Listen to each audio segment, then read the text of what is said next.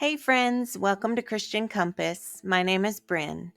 Today we're diving into one of the most inspiring stories in the book of Genesis, the story of Joseph and his dreams. This story reminds us that even when life feels unfair, and let's be honest, sometimes it really does, God is still at work behind the scenes. So grab a comfy seat, maybe a coffee or tea, hit the like and subscribe button, and let's jump into it. Everyone, meet Joseph. He's 17 years old, young, full of dreams, and maybe just a tiny bit full of himself.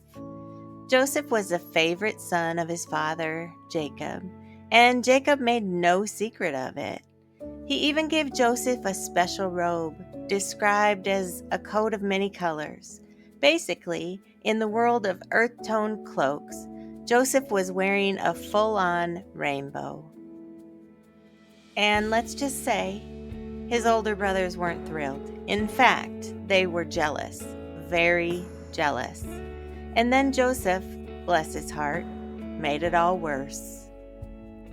Joseph had dreams, literal dreams, and in those dreams, he saw himself standing tall while his brothers bowed down to him. And of course, he told them about it. "Hey guys," he probably said one morning over breakfast, "I dreamed you were all bowing to me. Isn't that great?" Spoiler alert, they did not think it was great. One day, when Joseph came out to check on his brothers in the fields, they decided they'd had enough. At first, they planned to kill him. Harsh, right? But then they decided to throw him into a pit instead.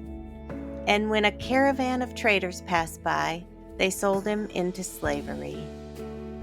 Joseph was dragged off to Egypt, far from home, far from his family, and definitely far from the bright future he had dreamed of. At this point in the story, it looks like Joseph's dreams are over. It looks like the end of hope. But guess what? It's actually just the beginning. Joseph's journey wasn't easy. He was wrongfully accused, thrown into prison, and forgotten by people he helped. But God was with him every single step of the way. Eventually, Joseph's wisdom and faithfulness brought him out of the pit and into the palace. He rose to become second in command in Egypt.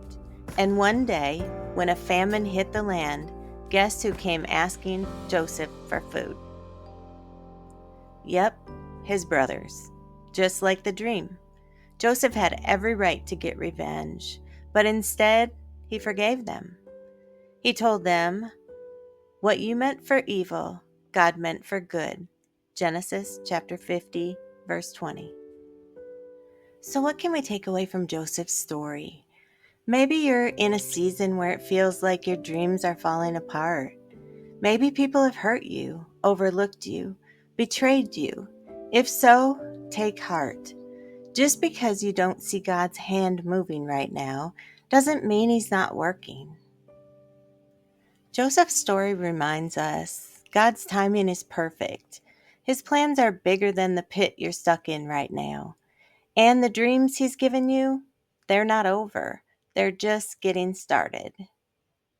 But before we go, I want to leave you with a few deeper thoughts to chew on. Joseph's story isn't just a history lesson, it's a mirror. How do we respond when life doesn't go the way we planned? When people betray us? Or when our dreams seem delayed or dead? Do we give up? Or do we trust that God is doing something even bigger? Joseph stayed faithful, even when it felt like God was silent. He kept using his gifts, even in prison. He stayed kind, even to those who hurt him. And because he did, God turned his pain into purpose. Here's a few questions that we can ask ourselves, and I'd love to hear from you right here in the comments. Have you ever felt like you were stuck in a pit season in your life? How did you get through it? Or what gave you hope? Is there a dream God put in your heart that you're tempted to give up on? What's one way You can stay faithful and hopeful even when you don't see the results yet. I'd love for us to encourage each other because sometimes just knowing you're not alone can make all the difference. If you've enjoyed this deeper dive into Genesis, hit the like button, subscribe for more faith-filled encouragement, and drop your thoughts below, even if it's just one sentence. We're all learning and growing together. I'm so grateful you spent a few minutes with me today. Remember, your story isn't over. The author is still writing.